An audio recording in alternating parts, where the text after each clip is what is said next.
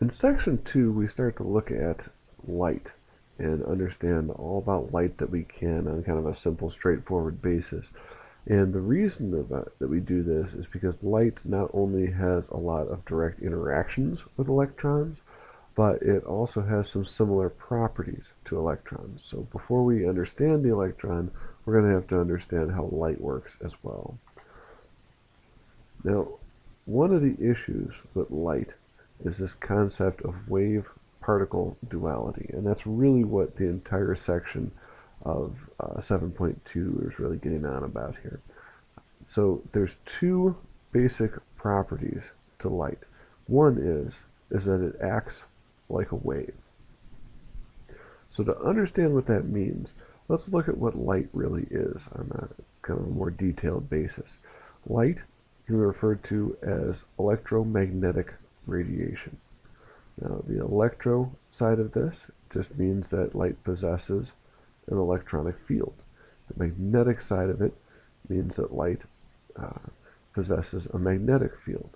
So what is a magnetic field? Well, that's kind of the force that's exerted in a magnetic field. That's not really a satisfactory explanation, but think of a magnet.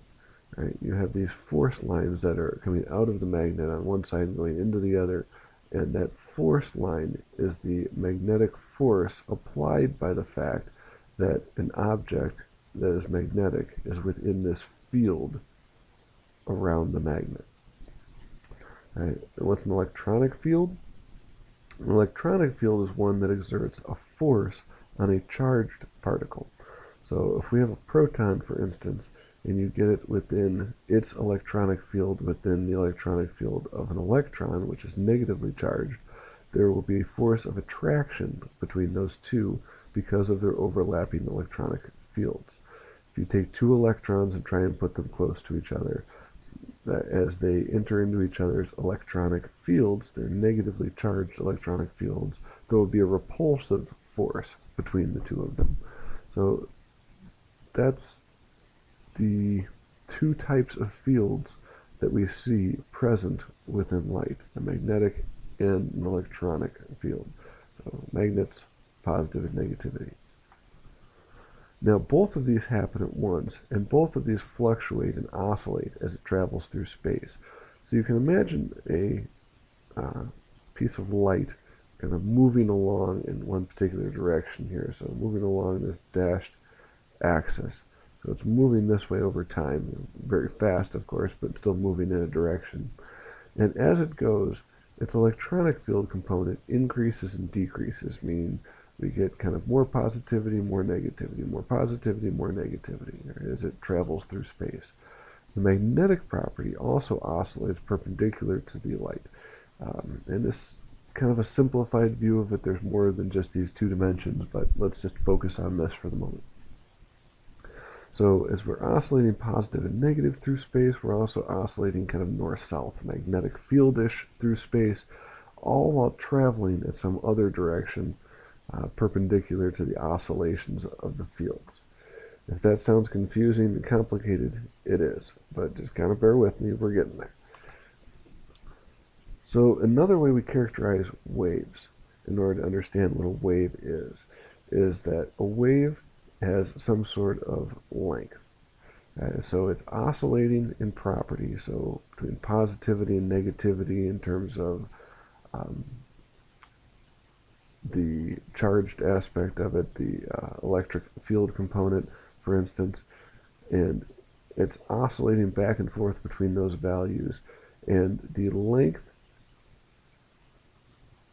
in the oscillation between one peak in one of the properties, so let's call this positive, so its maximum positive aspect, to the next maximum positive aspect in space along this oscillating field that's traveling through space at the same time this way while it's also oscillating,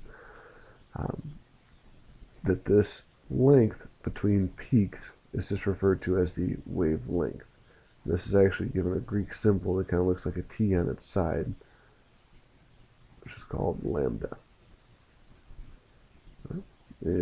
Probably misspelling that, but I'll survive.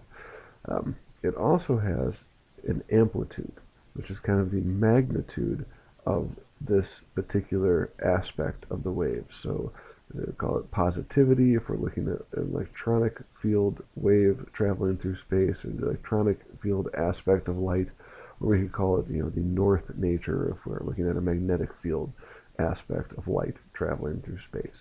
So for one continuous cycle, we go from one extreme to the opposite extreme and back again, and that's considered one cycle, and that's where we measure the wavelength from peak to peak, crest to crest. So if you're looking at this wave travel through space, it's kind of going through space, and you think of kind of an imaginary line here, and watch this wiggling piece of string is how I always kind of imagine this, but it's not string, of course, it's kind of more energy, but this wiggling light wave, and you watch it go past some sort of imaginary finish line and count crests. So it's wiggling, it's going through, and you see 1 crest, 2 crests, 3 crests, 4 crests, 5. You're counting them as they go through and see how many crests pass by this plane right here in 1 second. So the crests of the wave that pass a certain point in 1 second is called the frequency. That's given the Greek symbol mu, which kind of looks like a V with some wavy lines on either side. It's actually not accentuated quite this much. It's a little bit less shown to have those little wings on it that I'm showing, but I want to make sure that you can see the waves. Now, if we look at light, we can kind of look at a couple of different examples of it, and we can see 2 complete cycles of this light with a specific wavelength and a certain amplitude. Well, if we decrease the wavelength, so now we see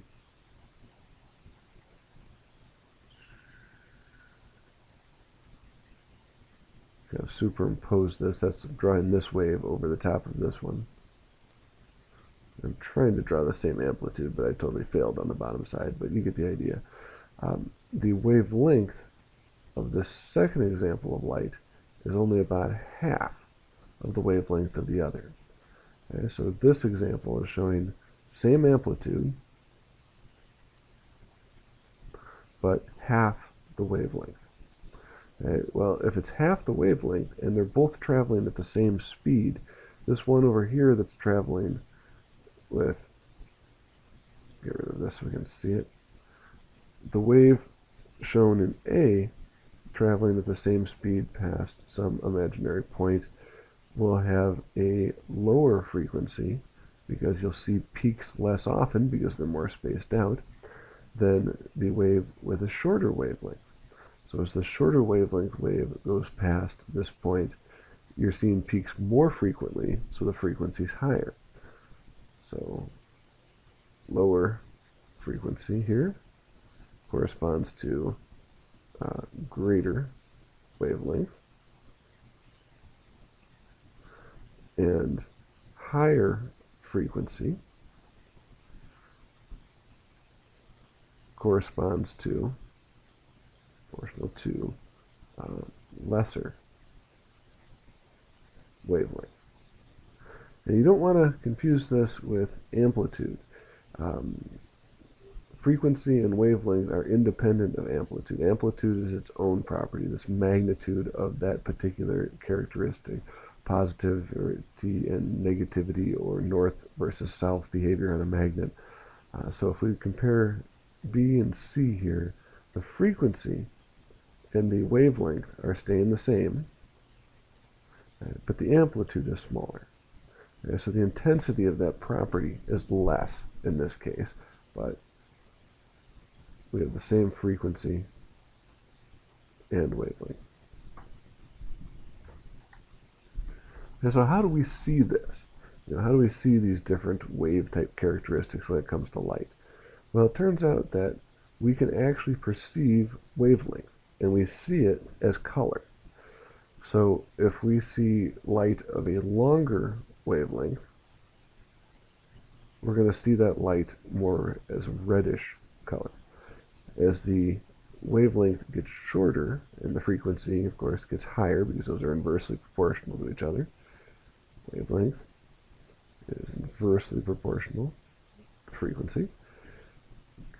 As that wavelength gets shorter and the frequency gets higher, now we start to see it shift more yellow and then orange and that sort of thing, or orange yellowish colors. And as it gets even shorter, now we're seeing the light as kind of a blue or indigo or violet sort of color. So we can actually see wavelength visually as color. And of course we can kind of also get a measure of frequency. Same thing, just by seeing the color. Now that's not the same thing as amplitude. Amplitude of the wave we actually observe as the intensity of the light, how bright it is. So a low amplitude set of wave characteristics on the light is going to give us what looks like a dim light to us. And high amplitude light is going to give us what looks like a bright light. So we have light of different frequencies, and we have light at different wavelengths, and they're inversely proportional, so one goes up as the other goes down. But we can generally compare these to this narrow little region of the energy levels, or the frequencies and wavelengths, I should say, of light. We're not talking about energy yet here. It is a very small region that we see, that we refer to as the visible region. And we go from very reddish, longer wavelength light all the way to purplish, shorter wavelength, higher frequency light. Now as we go past this to even shorter wavelength, now we're going to get into the ultraviolet or UV range, and then eventually X-ray and gamma ray electromagnetic radiation. And these are all still basically light, they're just non-visible forms of light. As we get to longer wavelengths than red, red, orange, yellow, etc., so we get kind of left of red, then we go into the infrared or IR, which is more heat type electromagnetic radiation, and then eventually microwave and radio wave, TV, cell phones, that sort of thing, radio. Now, we have kind of an acronym to remember from long wavelength to short. It's not a very good acronym, but we have it. Roy G. Biv, red, orange, yellow, green, blue, indigo, violet. That gives us the colors of the visible spectrum in order from long wavelength towards shorter wavelength. Now, what do we see, though, when we see light? Well, there's a difference between what we see when light is reflected and what we see when light is emitted. So your computer monitor or your phone screen, for instance, is emitting light. So when you see that light come off of your phone, what you're seeing is whatever color of light is directly being created by that device and shined outward towards your eyes. So white light, for instance, is all of the different colors of the spectrum combined. When we see all those colors impact our eyes at the same time, we perceive that as white light. And you can break that apart into the different shades of the spectrum through different devices such as prisms or gratings or that sort of thing.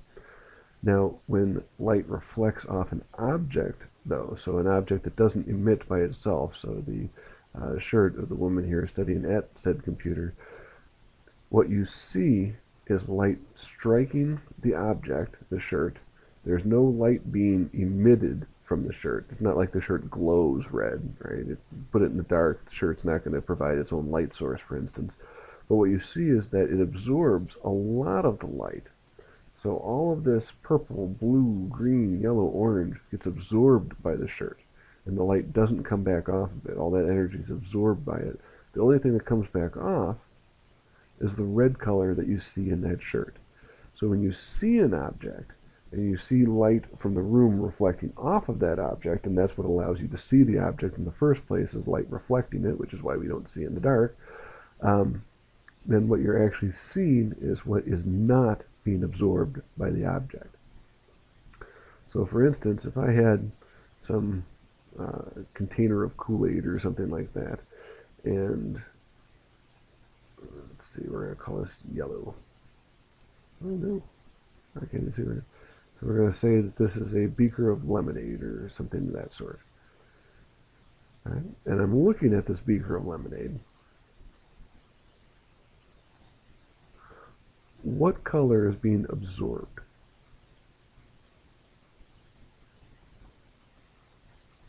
By this lemonade.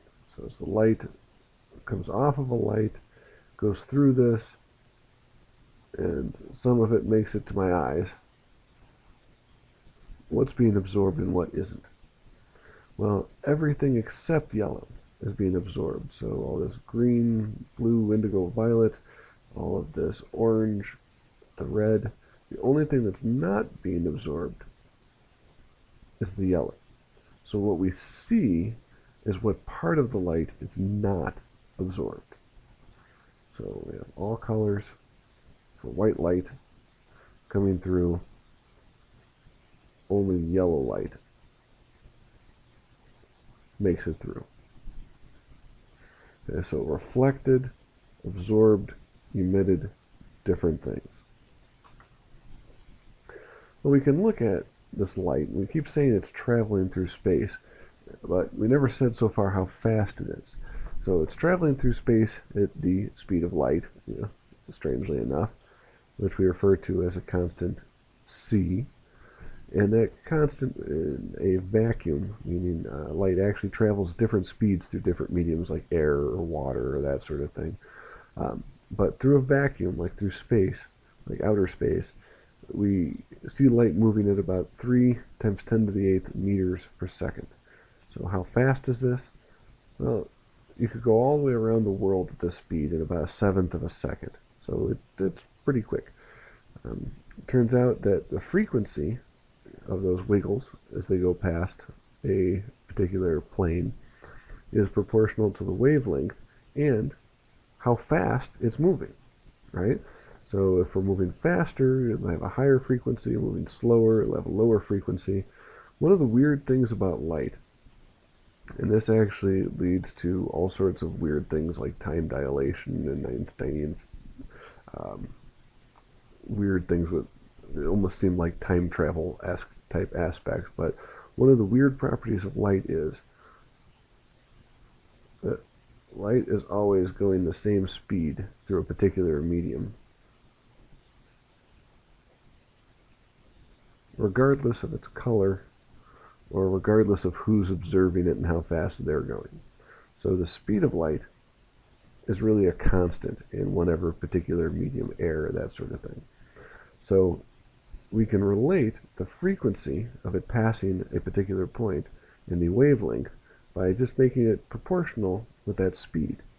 So the frequency, nu, of light is equal to its speed divided by its wavelength. And there's that inverse proportionality, and now we've quantified it. So how can you remember this formula? Well, geekily enough, the scientists that go to spectroscopy and photochemistry conferences have a little joke that they like to use. These are conferences for chemists who study light type reactions and that sort of thing. So they'll walk around and say, hey, what's new? And they'll say, C over lambda. Right? Because this is Greek nu, this is C over lambda. Yes, I can hear you groaning even though it's through the computer.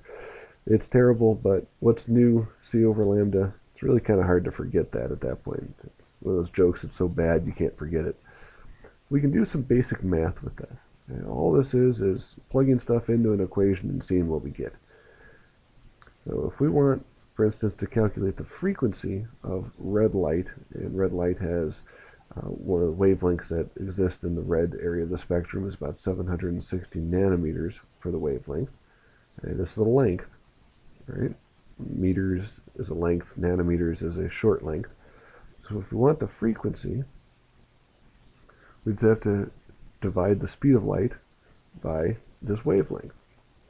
So we have 3.00 times 10 to the 8th meters per second divided by 760 nanometers. Now this would work fine if only the meters would cancel, so either we got to put the top one in nanometers or the bottom one in meters. Let's put the bottom one into meters. So 1 meter every 10 to the 9th nanometers. And remember when you had to memorize those and you're thinking, when am I ever going to use nanometers? Well, this chapter. So we get this, and now we have 3.00 times 10 to the 8th meters per second divided by 760 times 10 to the negative 9th meters. And now we actually have to sit there and divide that, don't we? Alright, calculator, don't fail me.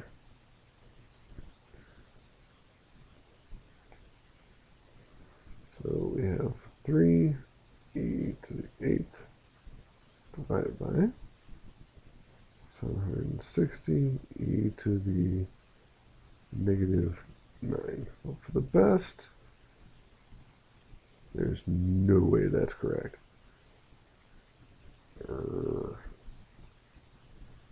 Try to 3e divided by, let's try some parentheses, see if it's happier with that. I'm using my phone, unfortunately. 760 negative 9. Oh, I see what it did. It got rid of the negative. Rude. Okay, so my calculator is utterly failing me here, so I'm going to leave this part to you. It should be somewhere in the neighborhood of times 10 to the 14th. Something times 10 to the 14th. The meters cancel, and we're left with units of 1 over seconds.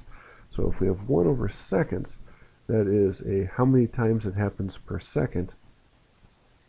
That's frequency.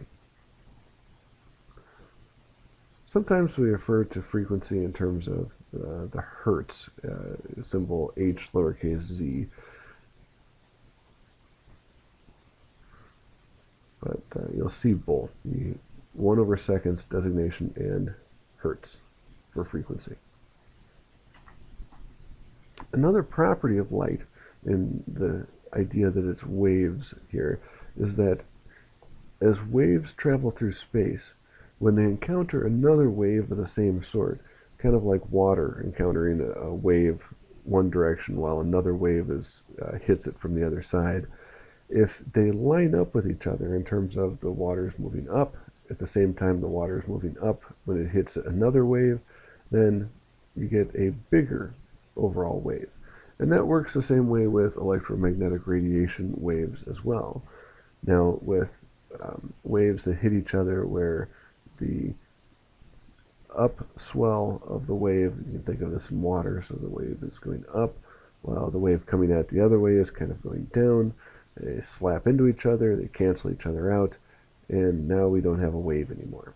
So opposite amplitudes, when they don't line up, which we refer to as out of phase, will cancel each other, while waves that are lined up, peak to peak, trough to trough, when they encounter each other are referred to as in phase and will amplify each other, will give you a higher overall amplitude. And then the last property here that we're going to kind of talk about the wave nature of light, is what happens when waves get to edges. When waves get to edges, they kind of bend around the edges. And you can see this with water, with waves that hit a little opening in a pier or that sort of thing, that the waves will kind of radiate outwards in kind of a expanding circle sort of thing. It's almost like you created the wave right there at the edge of this opening. So the wave starts, and now you have these circles that are spreading outward over time as you move away from that. Now this is different than a particle beam. Like if you have a wave beamed at a surface with a narrow opening and edges, you get this diffracted wave. But when you send particles, like you throw a handful of rocks or something at an opening, it doesn't bend around and radiate away from the opening. It either makes it through the opening or it doesn't. Right? So this is how particles work, while diffraction is how waves work. So that describes the wave aspect of light. But we there was an experiment performed to kind of try to investigate this wave nature of light, and it was performed by shining light on a surface that had been charged up with electrical potential, so that the surface was highly negative, and that a little rod placed a little bit farther away was highly positive, so that if you could throw some energy into the metal surface here, you could give that energy to the electrons, and because they really wanted to jump off of this metal and head towards this positive chunk of metal on the other side, positive, it didn't take a whole lot theoretically to get these knocked off, flying through the air and moving across to the other side, this kind of phototube effect. And you could measure the movement of electrons as a current. So you could kind of see if electrons were coming off the metal or if they weren't. So our experiment then is, let's shine a light on the metal. That light will impart some energy. If light's a beam, you can kind of continuously shine the light on the metal until eventually you get enough energy in an electron that it comes off. So there should be some lag between when you start shining the light and when the electrons actually start to come off and get registered as a current moving off of the plate and into the rod. So that's our prediction, that if light is truly wave-like, then the amount of energy given to those electrons should be proportional to the intensity of the light. So they'll kind of add up, and over time, with enough amplitude, with enough continuous amplitude, we should start to knock some electrons off. What we saw instead is, for low frequency light, down in this range, we could sit there all day and shine that low frequency light. We could shine it with really high intensity, so really bright low frequency light, like red light, at the surface of the metal, and nothing happened. You could shine it, even brighter, still nothing happened. You could do it for an hour, nothing happened, no current.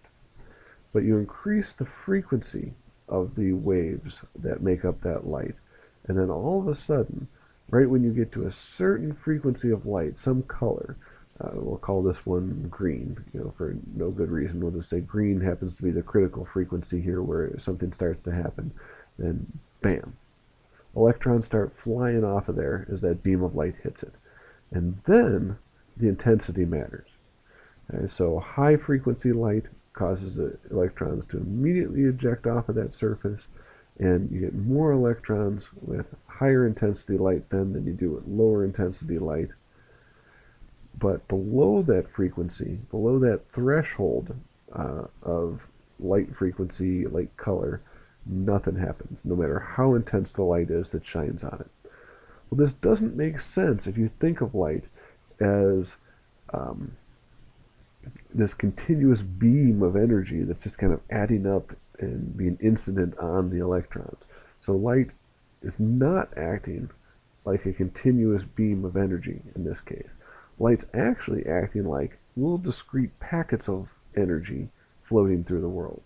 And this was kind of put together in this fashion by Einstein, who has several other equations that we talk about later. You can tell you're in the world of high-level physics when you're quoting Einstein's ideas, right? But this idea that light travels in individual packets was kind of new, and was basically the explanation that we needed to try and explain this photoelectric effect. So these packets were named photons. So photons, packets of light. So how does this explain the photoelectric effect, right? Well, the low energy, so we're talking about the low frequency light, the left side of this area here, that's all low frequency light of whatever intensity we want it to be. That's like a packet, a individual little discrete amount of energy that strikes that surface, but it doesn't have enough energy to knock off an electron. So it doesn't matter if I send hundreds of those packets, none of them individually is enough to knock off an electron, so none of them get knocked off. and either it happens or it doesn't. On the other side of this, the high energy light, that's from this side and over, where we're seeing electrons, current flow, and electrons being ejected. The high energy light, which is high frequency, is like a packet with enough energy to go ahead and knock that electron off. So every single packet dislodges exactly one electron. So one photon, one electron. One photon, one electron. Ejected. So when it hits, you get the electron. Higher intensity means more packets. So instead of like a wave where higher intensity means more magnitude of the property, in light's case, higher intensity seems to be correlated to more discrete packets of light cascading onto a surface. So this results in more electrons because each of those packets take off its own electron. So if I send 50 packets, I get 50 electrons. 10,000 packets, 10,000 electrons. And that's how that works. We have to think of what is it that this is doing. What can we think of kind of as a somewhat real-world analogy that hopefully doesn't involve half-dead cats. But the way I always kind of think of this is this idea of ping pong balls being thrown at a window. Right? I can send a ping pong ball at a window, it bounces off. I can send another one, and another one. I can send a couple hundred ping pong balls at once. They're all going to bounce off the window. Nothing's going to happen, right? That's the low energy, low frequency light. Not any of these individual packets, these ping pong balls representing my photons of low energy light, have enough energy to break that window. Now I take a baseball and I throw this at the window, and even one of them, boom, right through. It has enough energy to break the window, even at very low intensity, because this higher frequency, higher energy, as represented by the higher mass, here is going to make it through that window. It's going to knock off the electron. Okay, so what does this mean about the universe? Is light a wave? Is light a particle? That's what light wave particle duality really means and refers to. It is both. It depends on what it is you're measuring and exactly how you're using light, whether you're going to see the wave-like properties or the particle-like properties, but you will see both from light. And this was really hard actually for the people to accept that first started proposing these ideas, but eventually the predictive power of this won over. Yet another strange quantum physical type aspect to the universe at that scale.